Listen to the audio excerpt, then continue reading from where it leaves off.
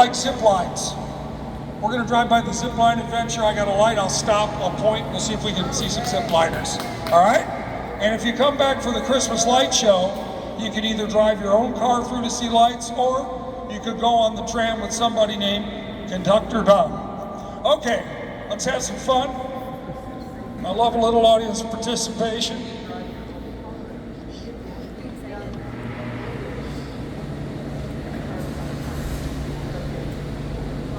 And we're off. Now, I don't know if you read any of the factoids coming down the hallway, but one of my favorites is coming up here right about now. 70% of our property goes under the zoo. And all we gotta do is count to 5.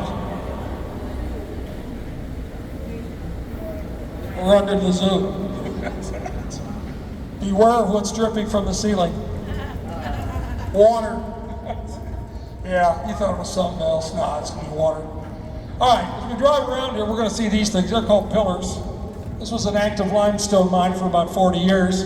The pillars basically hold up the ceiling, so that's where the miners blasted out the rock in between, took the big rocks outside to where you park today, which was a quarry, smashed them up into smaller rocks and used them for roadway projects back in the day. Every pillar's got a number. The lowest number's the oldest. You went by pillar 1 and 2 and you never knew it. It was on either side of the hallway. You made your way down today to the visitor center. Okay, kids, here's quiz time. Pick a number between 52 and 54. 53. Thank you. I gave you 2, you did that well. Look over your shoulder, we got 52 on your right. So there's actually 223 pillars to hold up the ceiling. Now we're called a cavern, and I'll tell you why. We have more than one entrance and exit. We actually got 4. 2 is through the picnic pavilion. It doesn't exist anymore. 1 you've already been down, and 3 and 4 are coming up here on your right. Mammoth Cave was made by Mother Nature. It had originally 1 entrance and exit, but nonetheless, both of these institutions, limestone. We have no stalactites or stalagmites here at all. It takes 100 years for a stalactite to grow 1 inch. We've been a mine, give or take, actively since the 30s. Now, the original ceiling heights were 90 feet. Our 3 original owners went to an auction, paid $2.3 million for this property. They got 100 acres, 17 miles of passageway. And see these ceilings? They used to be 90 feet tall. Well, nobody wanted to rent a storage space with a 90-foot ceiling, so they bought a scale and a scale house, which used to be where your right is, since removed, and they filled it up with an organic material. We're actually driving over asphalt chunks, concrete hunks, dirt, klotz, gravel, mortar, cinder blocks, tile, piano keys, recalled Corvette bumpers, and Pee Wee Herman's career. It's all basically buried below you. Yeah, and when they got to this level, then they put up the walls. That's a brand new warehouse over there to your left. So we're a storage facility. And on the other side of the cavern, we actually have 12 businesses that operate underground. Now, you're gonna see some ladders hanging from the ceiling, and the ladders straight ahead here were put in by the government because they actually had a secret scavenger hunt down here. And that houses their wiring system. So my boss noticed that, and he said, you know what? If we do put in some more electricity, we'll do that too, because that protects the wiring from any falling rocks. And we do have some leftover lights here from the Christmas show. I remember the first year they put those lights up there, right on this pillar here, right there to the left. That's where Woody was from a Toy Story, and as you drove by, he said, hey, howdy, hey, happy holidays. Yeah, I remember that. But he's still here, we just move him around every year. Now, zip lines are coming up on your right. You're gonna see a blinking red light. That leads to one of the zip lines. That's called the zip line, not to heaven, but the other place. And that's why there's a blinking red light there, yes. These red containers, this is the ticket booth for the light show. And we actually just got done with a dinosaur show where a company came in and put up about 50 life-size dinosaurs. And that was the ticket booth for that as well. The rest of the storage containers, that's where we put away the lights and the displays. We have one that's the Belle of Louisville. It's about 20 feet tall, 50 feet wide. It's in 6 pieces and we zip tie it together. And the paddle wheel is in yellow blinking lights and it goes around and around and around. But you're just gonna have to come back to see all the different ones that we have. All right, we're getting close to the zip lines. However, the first thing we're gonna do is show you the map wall. So in my generation, this was called Rand McNally. In your generation, it's called GPS. So I'm gonna show you where we're going and where we've been, and then I think I hear some zip liners, so maybe we'll see some in action. All right, everything I do is real quick and to the point here because I like to keep the tour moving and keep you happy. Okay, this area here is actually an enhanced area of that right there. That's the entire mega cavern, all 100 acres of it here, and those lines are the roadway the miners left. We started here. Up in there is the ticket office there, the visitor center, and we're headed this way towards the Joe Creasy Park, where the last pillar is, way up there. That's pillar 223. Now, this roadway, if you look sideways, doesn't that look like the head of Bart Simpson? A little bit, right? The Simpson. The only reason I said that is that TV show's been on forever. It's kind of like Gunsmoke in my era that stayed on forever. Now, where does the Waterson come in? We do actually go under all 10 lanes, not on this tram tour, but it's now a business park. Here's the Waterson. West to east, it goes just like this. It goes right across what I call the lizard head down here. Interesting note is, the smallest pillar is under the lizard head. So good luck getting home tonight. But I gotta tell you, you'll be okay. Here's why. Limestone is 10 times harder than concrete. So the limestone is your underneath, and the concrete's on top of it. So Waterson's been there since the 1950s. Okay, this is a 4 thick foot section of limestone, and then there's a 6 thick foot section, and the third section is 26 feet thick. Then you got bedrock, and then you're out of here. This is the bottom of an ancient ocean floor. That's why it's flat. So just keep that in mind. Millions of years ago, this was underwater. And this is a zip line tour successfully zipping. See, and they're on their merry way to lunch. All right.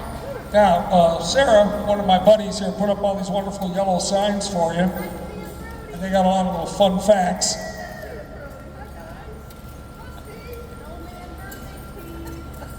Do you have anybody doing the zip line tour? Anybody on the tram? All right. All right, now we're going to pull up here 50 feet. That's about all we need to go, and I'll show you where the zip lines are. We started zip line tours in 2011. The first thing we did was this tour, the historical tram tour, as I call it, the magical history tour. And there goes the zip liner to your right. Okay, so there is an active zip line going on. And we started zip lines in 11, and then we did the quest course. We do walking tours. We used to do a bike tour down here, but no longer. So from floor to ceiling over here, you're going to notice it's still 90 feet. We never filled this up. The reason is it's more exhilarating for the guests, because if they're up here looking down 70 feet, I find that to be a little bit more exhilarating. And you can stand up when we stop, that's okay. And there's a dual zip line that comes towards us this way. You race your buddy down, he'll go about 30 miles an hour. Now, there's some people on the bridge over here to your left. I don't like to point directly at them. I don't want to ruin their experience. So, if you see them take off, some of them will go, woo, like that, or make noise.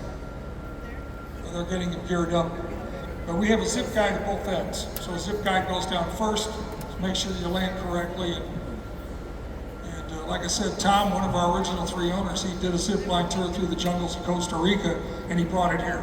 So by 2011, it was our 3rd adventure behind the light show and the tram tour. So they're going to take off going this way.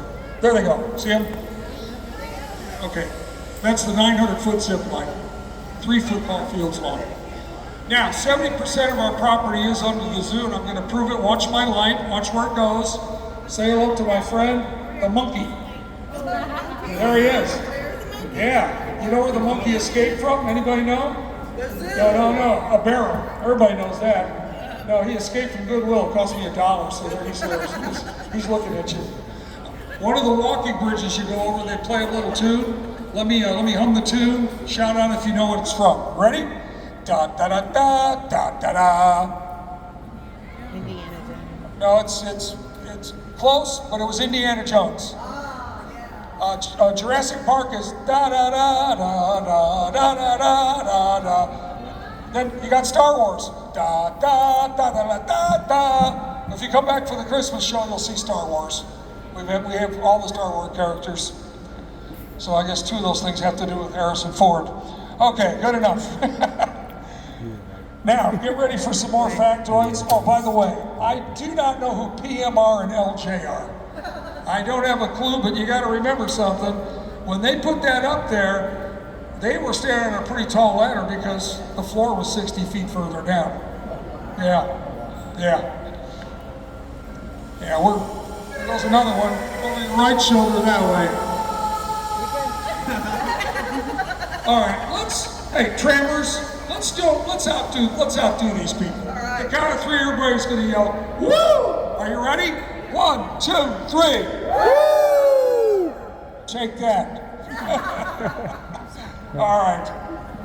Good job, trammers. All right, we're gonna continue here. We got a lot of videos, a lot of facts. Now, you're gonna say, hey, Don, how come there's curtains up here? It hides stuff. Either that, it creates a route. We're actually going to be coming back on the other side of the curtain in a while. And here, more storage containers. I know one of those containers probably has about 200 Rubbermaid totes full of lights. Every container can take 11 spools. The only reason I knew that, last year, I was here for 2 weeks just rolling up lights and labeling them. All right, here's a little zip lines there to the left. The Cavern is actually was owned by 3 original members, 2 of the sanitation business, Tom and Donnie. They're brothers from Simpsonville, and their 3rd member is Jim. Jim's still the owner today. Donnie and Tom have retired, but Jim's the PR man. So there it is. And Mother Earth Recycling, they filled it up, remember? You're driving all sorts all over fill and all sorts of stuff.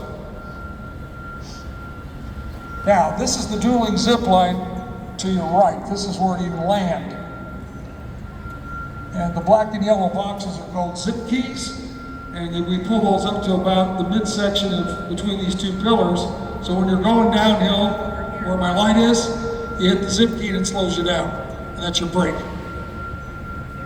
Now we got some pictures here. University of Louisville came in here and did a feasibility study on maybe you can make this into an underground shopping center. So they surveyed it, and then they stuck Colonel Sanders in front of the surveyor there. Yeah, good old Colonel Sanders. Oh, by the way, if you'd like to visit Colonel Sanders today, he's in one of our famous cemeteries here called Cave Hill. And he's in pretty good company because Muhammad Ali is buried there, as is the sisters that wrote Happy Birthday to You, the Hill Sisters from Louisville. Everybody, I think, is probably sang that song at least once. Now, the next picture is a real skinny pillar.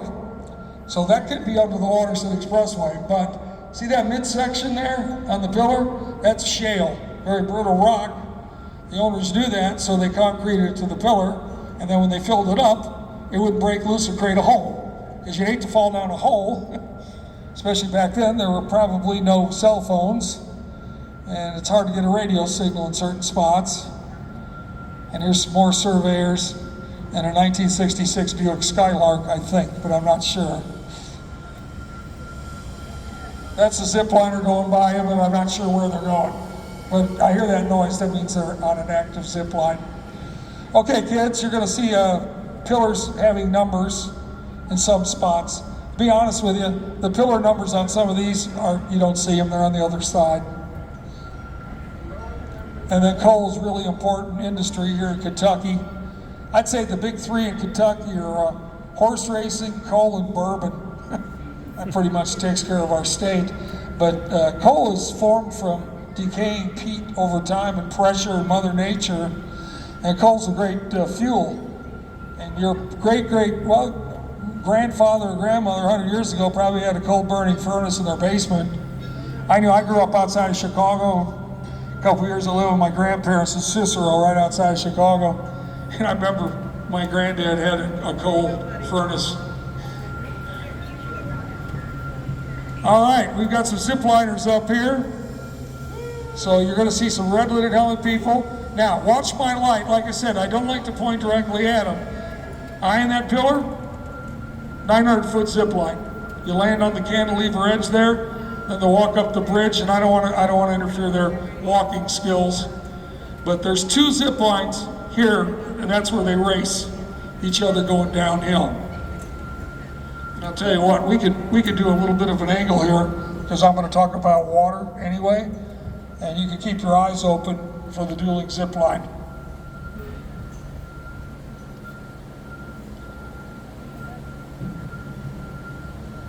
All caves and caverns have issues with water. We're no exception. I always say water finds the lowest common denominator, and we're it.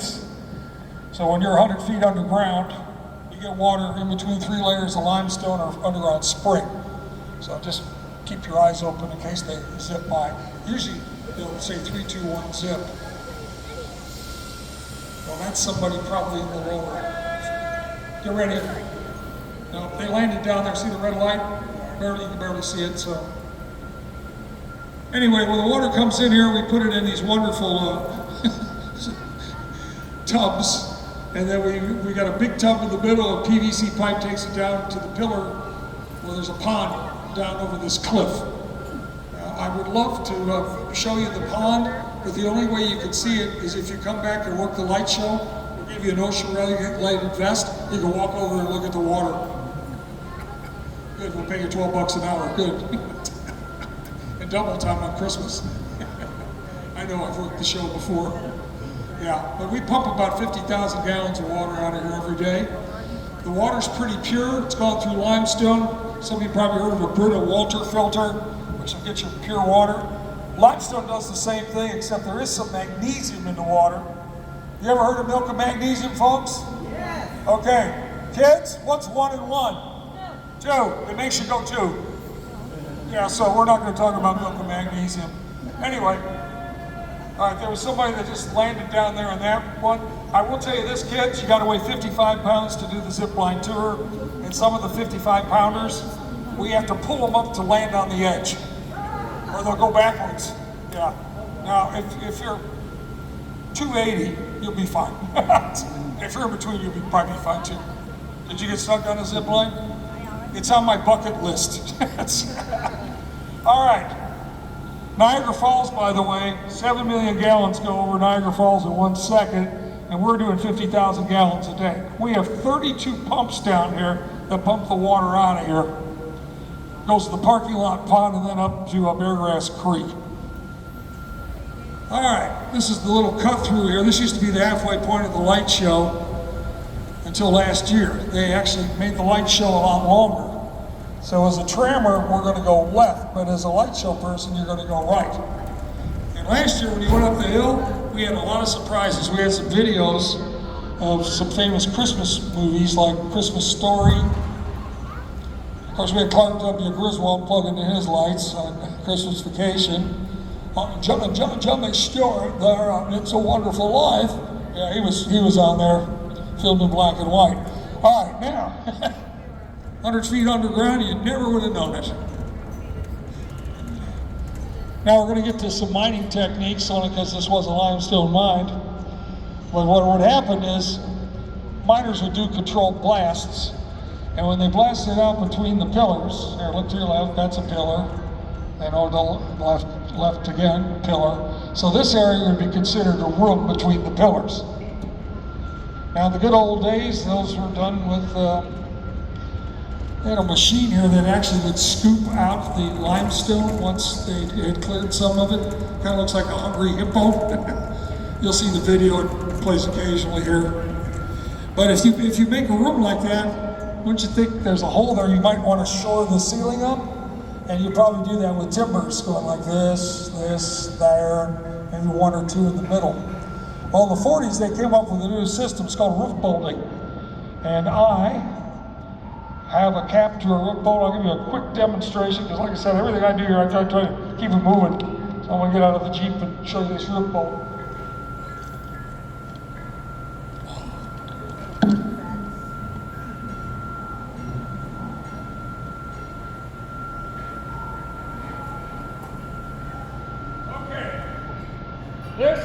This is basically about a 9-inch roof bolt, but the roof bolt itself would have been 12 feet. Now, why would it have been 12 feet? Remember I told you the levels of limestone layers are 4 foot, 6 foot, and 26 feet thick. If you put a tube of glue up in that hole that we just drilled, you get a 12-foot roof bolt up there. Once this spins, the tube of glue will open up and explode. And when it dries, it will coat the entire roof bolt. And it'll pull 3 layers together. And then you can put the cap on it, put a nut on it, and tighten up the ceiling. They do it every 5 feet.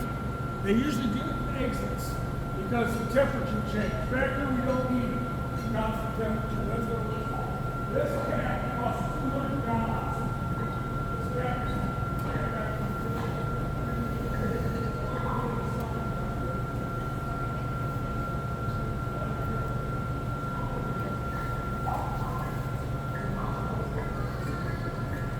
pretty incredible how much they put down.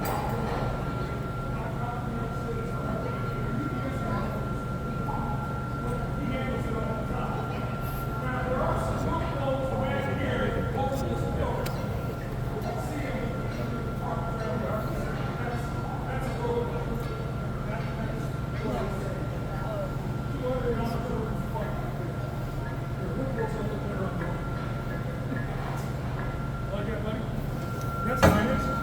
12 feet long. That's about 4 times your height. That's pretty tough. And then there was some roof bolts back there. See them? And what's funny is this looks like a facade of Elvis. He's got his pompadour, there's his nose, there's his mouth. So thank you very much. Did you like that? Thank you very much. I did. I liked it a lot. Yeah, thank you very much. I can't unsee it now. You can't hear it. See right there? Those are roof bolts sideways, holding up Elvis. See, that's Elvis's pompadour. There's his nose, there's his mouth. Thank you very much. You know what? I've never used that before, but this is a new route this year. And I've been doing this for about 4 weeks now, because usually I'm a utility guy. But yeah, I just noticed that. On the old route, we had one that looked just like President Lincoln. This was a dead ringer for President Lincoln. All right, we go off. What's his hair?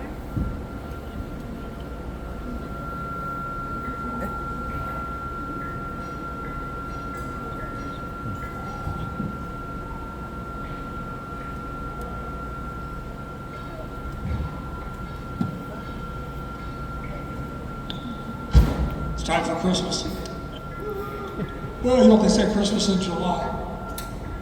Oh, I just saw on the news today our local baseball team, the Bats.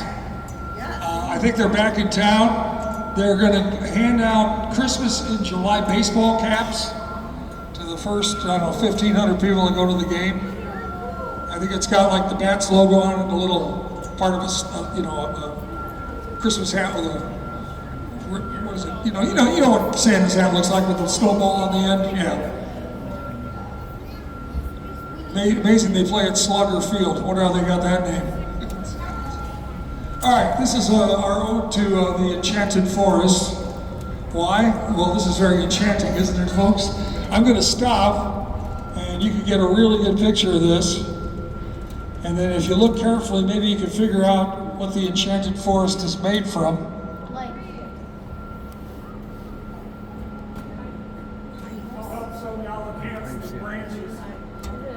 Pipes. Yeah, it's. I had a lady said it looks like bathroom rolls, towel rolls. I said, trust me, they would have already collapsed down here due to the environment. It's PVC pipe.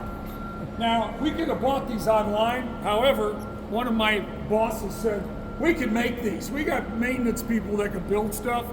So we had 3 people that built these, and they're PVC pipe, a lot of glue, and then you put insulfoam on it, you know, stuff that you put in your, and then they painted them, and then they decorate them, and they concrete them in these barrels. They're not moving. Very cool. Oh, by the way, if a tree falls in the forest, does anyone hear it? No, you're right. No one hears it. Now, when we did our underground dinosaur show, none of this was turned on. You know why? The dinosaurs here were all plant eaters. So I said, you'll have to come back for the Christmas show because this is Christmassy. Yep. Yeah, but we did have a couple green things on. And if you look over here, you'll notice we have a little thing of dinosaurs behind the bush there. Yeah. All right. Did you get enough of that? Good. Okay, let's move on. That tree's my favorite. All right, back to the 60s. We're going to go back in time to the Cuban Missile Crisis in 1962. We're always worried about being under nuclear attack from Khrushchev in the Soviet Union and Castro in Cuba, who were in cahoots with each other. So the United States came up with the idea of you got to go underground because radiation travels on the wind. Radiation will eventually kill you. But if you're underground in a secure place like this, guess what? You'll probably survive that nuclear attack. So this was a designated fallout shelter for about 78,400 people. The only reason I know that it says so there on the right. But we got a little video we're going to show you. I got to turn on the sound to it. This is real short, it's about 3 minutes, and it's really dated. It's from the 50s. But it doesn't start on command, it starts when it feels like it.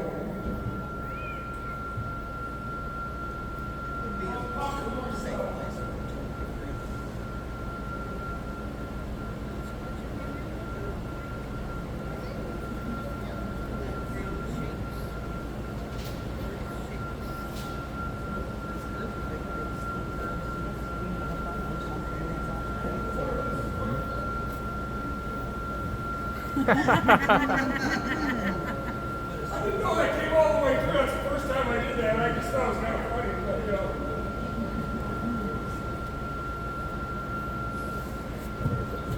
It reminded me of a dance craze that was a hit in 1965 called Do the Freddy. But anyway. All right, so who's going to be down here to survive a nuclear blast? Well, probably the Fort Knox soldiers. And I got news for you. Everybody on this tour, you made the list. Congratulations.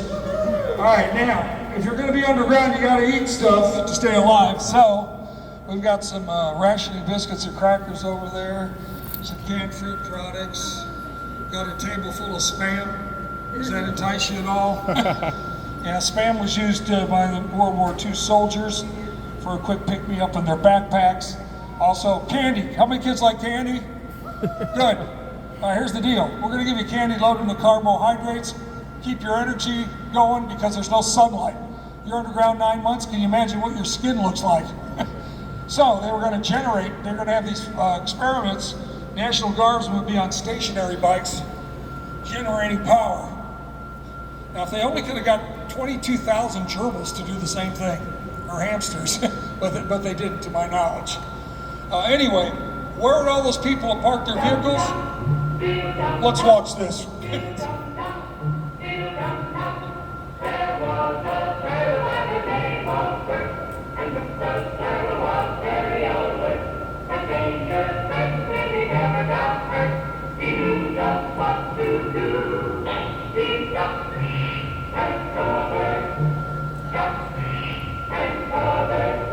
He did what we all must learn to do.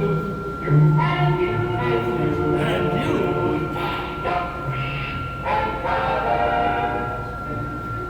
Be sure to remember what Bert the Turtle just did, friends, because every one of us must remember to do the same thing.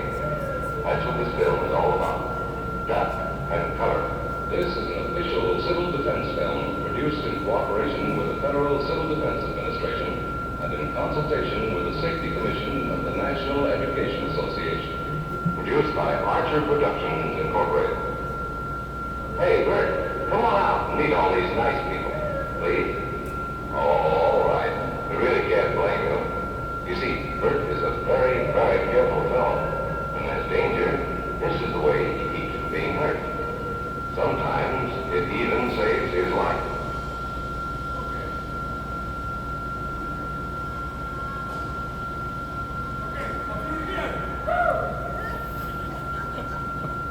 All right, they have water down here. Let me show you the water containers.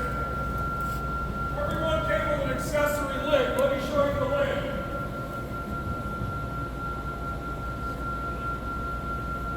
What do you think they could have used this for?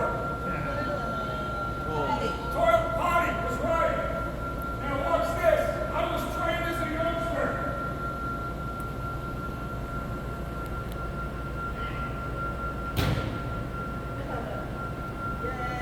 Now you can potty like it's 1999.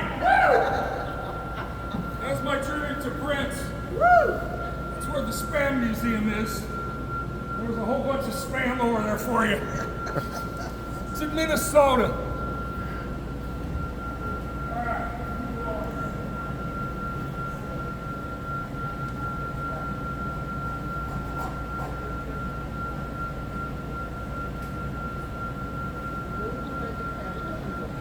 By the way, the old TV show, The Twilight Zone, the very first episode of that, had to do with an atomic blast. Starred Burgess Meredith. I don't know if you remember him. He was the Penguin on the Batman TV show. Later, he was Rocky's manager in the Rocky movies. But he was in that very first Twilight Zone episode. All right, straight ahead. One of 5 light show tunnels we have for the light show. This one's a little different though, I'll tell you why. If you drive your own car through here and it's a really busy night, we really don't want you stopping. But guess what, there's nobody behind us, so we're gonna stop. I wanna get halfway through here and you get a really good selfie picture for your archives.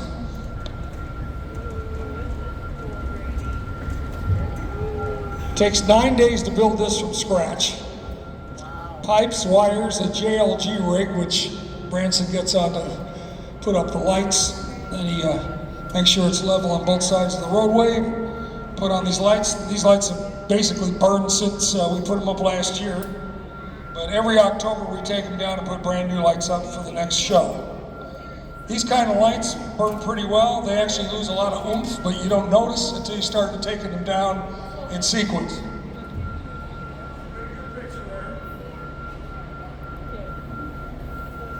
I found some shingles over there, so I know we got $20 from whoever dumped them. I mean, that's how they originally made money. And if you got these kind of lights at home, don't turn them on and off, just let them burn. They actually do better. Remember the old screw and bolt that you had, the 2.5 bar line wires?